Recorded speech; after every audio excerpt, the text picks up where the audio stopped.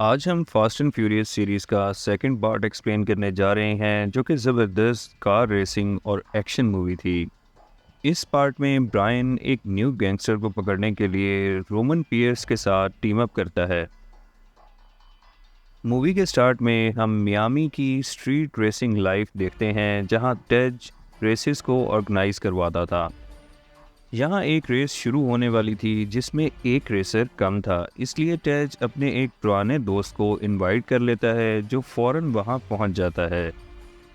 और ये रेसर तो इस मूवी का मेन कैरेक्टर ब्रायन था जो कि एक बहुत मशहूर रेसर है। अब रेस के लिए बेट लगाई जाती है जिसकी सारी अमाउंट जीतने वाले को मिलेगी। ये सब रेसर्स बहुत ही अच्छे ड्राइवर्स थे और इनकी गाड़ियाँ भी कमाल थीं। ब्रायन आगे निकलना चाहता था लेकिन एक रेसर इसे क्रॉस नहीं करने दे रहा था। चारों ड्राइवर्स ज़बरदस्त रेसिंग करते हैं और बिल्कुल साथ साथ ही थे। इन सब कार्स में नॉस सिलेंडर्स भी लगे हुए थे। यहाँ एक ब्रिज को ऊपर कर दिया जाता है और अब सब रेसर्स को इसके ऊपर से फ्लाई करते हुए जाना था। यहाँ ब्रायन फाइनली सबसे आगे निकल ही जाता है और प्राइज मनी जीतने के बाद टच को भी इसका कट दे देता है। इधर पुलिस भी पहुंच जाती है और ब्रायन वहां से भाग रहा था लेकिन एक स्पेशल कार जैमिंग डिवाइस इसकी कार को हिट करती है और वो पकड़ा जाता है। ब्रायन अब पुलिस फोर्स छोड़ चुका था क्योंकि इसने लास्ट पार्ट में डोमिनिक टोरेटो को भागने में मदद की थी। लेकिन इधर इसे एक न्यू मिशन के लिए दोबारा रिक्रूट किया जाता है। ये मिशन इसे ज़रूर करना ही था वरना इसको जेल भेज दिया जाएगा क्योंकि इसने पिछले कुछ अरसे में बहुत सारे क्राइम्स कमिट किए थे। इस मिशन में इसे एक गैंगस्टर विरोन को पकड़ना था जो कि ड्रग कार्टेल्स के लिए मनी लॉन्ड्रिंग का काम करता था और कस्टम्स की एक अंडरकवर एजेंट पहले ही इस गैंग में घुस चुकी थी।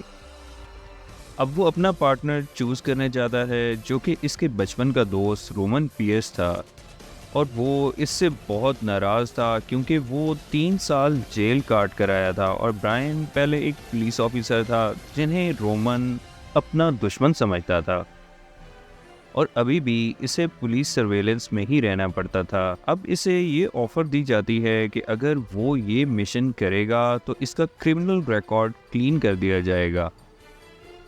इसके बाद इनकी मुलाकात मोनिका से होती है जो कि एक अंडरकवर कस्टम्स ऑफिसर थी और इस गैंग में शामिल हुई थी। वो फास्ट ड्राइवर्स को रिक्रूट करने के बहाने इन दोनों को विरोन के पास ले जाती है। यहाँ और भी बहुत सारे रेसर्स मौजूद थे और इन्हें एक टास्क दिया जाता है कि जो टीम सबसे पहले इसकी रेड फरारी कार के अंदर से पैकेज लाकर इसे देगी वो इसके गैंग में शामिल हो सकेगी।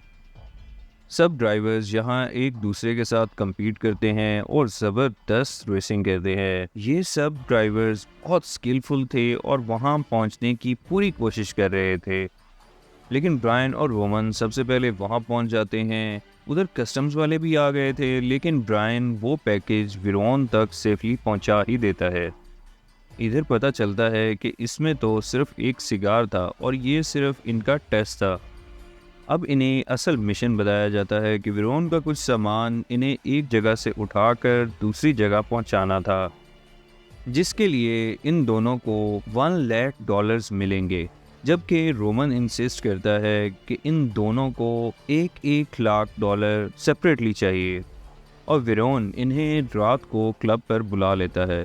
नेक्स्ट सीन में वो दोनों टैच की वर्कशॉप में जाते हैं जहां इन्हें ये पता चलता है कि इनकी गाड़ियों में कस्टम्स वालों ने जीपीएस ट्रैकिंग लगाई हुई थी जिसे रिमूव करना इंतहाई मुश्किल था। अब वो अपने सुपीरियर्स को विरोन का प्लान बताते हैं और ये भी बताते हैं कि लोकल पुलिस का कोई बंदा भी विरोन के साथ मिला हुआ था।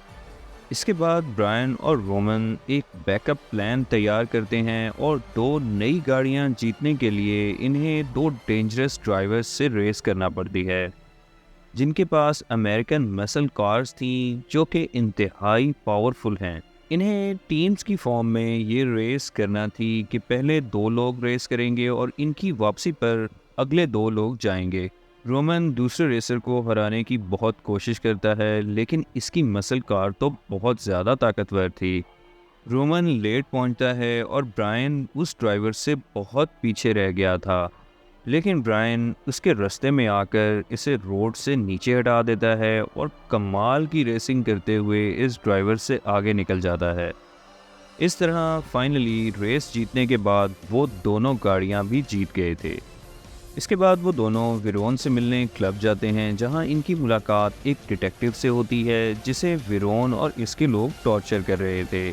ये डिटेक्टिव इस टीम का इंचार्ज था जो कि विरोन की प्रॉपर्टीज़ की सर्वेलेंस करते थे, और विरोन चाहता था कि 15 मिनट के लिए सारे कम्युनिकेशन सिस्टम्स को टर्न ऑफ कर दिया जाए ताकि सब गायब हो जाएं।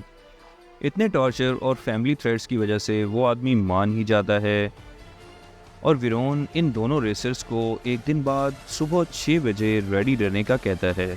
नेक्स्ट मॉर्निंग में मोनिका ब्रायन को आकर बताती है कि वो लोग इन्हें मिशन पूरा करने के बाद मार देंगे, क्योंकि इसने विरोन को ये ऑर्डर देते हुए सुन लिया था। इधर विरोन के बॉडीगार्ड्स ही पहुंच जाते हैं। रोमन इन्हें बातों में उलझाने की पूरी कोशिश करता है ताकि वो यार्ड के अंदर ना जाएं, क्योंकि मोनिका अंदर थी। लेकिन इनके अंदर जाने से पहले मोनिका वॉशरूम के रास्ते गायब हो जाती है, और इसके बाद इनमें फाइट होने लगी थी। इधर विरोन आकर इनकी लड़ाई ख़त्म करवाता है, और अब ये दोनों बॉडीगार्ड्स भी मिशन डे पर इनके साथ गाड़ी में होंगे। इसके बाद ब्रायन अपने सुपीरियर्स को मोनिका की दी हुई इंफॉर्मेशन पहुंचा देता है कि वो पैकेज एक एयर स्ट्रिप पर पहुंचाना है, जहां विरोन अपने प्लेन में इनका वेट कर रहा होगा और इन्हें भी इसके बाद मार दिया जाएगा। लेकिन कस्टम्स ऑफिसर इन्हें फिर भी रेस करने के लिए फोर्स करता है, वरना वो इन्हें जेल में डाल देगा, क्योंकि ये विरोन को रंगे हाथ पकड़ने का गोल्डन चांस था। दूसरी तरफ ब्रायन और इसकी टीम तो कुछ और ही प्लान बना रहे थे। इनकी जान को दोनों तरफ से खतरा था, मगर इनकी बचपन की दोस्ती फिर से रिवाइव होने लगी थी। मिशन डे पर विरोन की गाड़ी को भी घर से निकलते हुए फॉलो किया जाता है, और सब फोर्सेस के लोग हाई अलर्ट पे थे। ब्रायन और रोमन इन बॉडीगार्ड्स के साथ विरोन की एक प्रॉपर्टी पर पहुंचते हैं, और वो बॉडीगार्ड्स एक दीवार को तोड़कर इसके पीछे से ढेर सारा इल्लीगल पैसा निकाल कर बैग्स में डाल देते हैं। दूसरी तरफ वो डिटेक्टिव इतने थ्रेट्स मिलने के बावजूद भी ढेर सारी फोर्स को इस प्रॉपर्टी पर अटैक करने का ऑर्डर दे देता है। दोनों गाड़ियों में 3-3 बैग्स रखे जाते हैं, और पुलिस के वहां पे पहुंचने से पहले ही वो भागने लगते हैं। अब कस्टम्स हेलीकॉप्टर्स भी इन कार्स में मौजूद जीपीएस को ट्रेस करते हुए इनको फॉलो करने लगते हैं, और पूरी शहर की पुलिस भी इनके पीछे थी। ये दोनों दोस्त बहुत ही कमाल के ड्राइवर्स थे। एक हेलीकॉप्टर से इन पर कार जैमर्स शूट किए जाते हैं, और ब्रायन की कार हिट हो जाती है, लेकिन ब्रायन इसे बड़ी मुश्किल से पुलिस की कार्स पर फेंक देता है। अब ये दोनों सब पुलिस कार्स को शहर की गलियों में घुमाते रहते हैं, और इसके बाद एक बहुत बड़े पार्किंग शेड में घुस जाते हैं।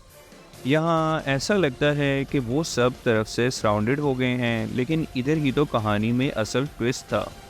यहाँ से ढेर सारी गाड़ियाँ बाहर निकलने लगती हैं, और किसी को भी समझ नहीं आता कि ये क्या हो रहा था। फिर से इनकी कार्स को फॉलो किया जाता है, लेकिन इन गाड़ियों में तो टेज और इसकी गर्लफ्रेंड थे, जबकि ब्रायन और रोमन तो दूसरी अमेरिकन मसल कार्स में शिफ्ट होकर निकल गए थे।